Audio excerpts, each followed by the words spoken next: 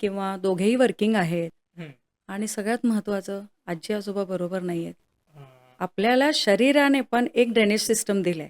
बरोबर. ते झाल्यानंतर वी फील फ्रेश, हॅपी है ना? करेक्ट. तसंच आपल्या मुलांच्या बुद्धिमत्तेचं, मानसिकतेचं, हां. शारीरिक ऊर्जेचं, ह्या तिन्ही ऊर्जेचं ड्रेनेज सिस्टम कुठेतरी हवं असतं. मग जेव्हा आजूबाजूला माणसं असतात, तेव्हा आपल्या आसपास कुठे ना कुठेतरी एक व्यक्ती आपल्याला असं मिळतो, की मी या व्यक्तीशी काही बोलू शकतो. करेक्ट.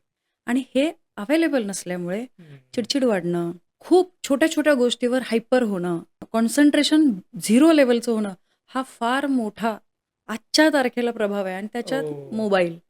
म्हणजे खरं. आता कोणीच अवेलेबल नाही, मग मोबाईल आहे. मग हं. तुम्ही बघाल आजकालचं 99% जनरेशन ही मोबाईल ॲडिक्टेड आहे. बरोबर. कारण त्यांना हक्काचा एक कोणतरी माणूस मिळालाय, हां. एक्सप्रेस करायला. करेक्ट. आयदर तो एक्सप्रेस करतो किंवा हे एक्सप्रेस करतात. हो.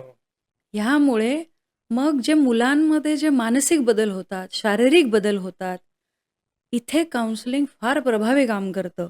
ओह! आणि मला काउन्सिलिंग करताना सगळ्यात महत्त्वाचा फायदा हा होतो, की मी कुंडली काउन्सिलिंगच करते. कारण काउन्सिलिंग ओह! करण्याच्या अगोदर मी कुंडलीचं एनालिसिस करते.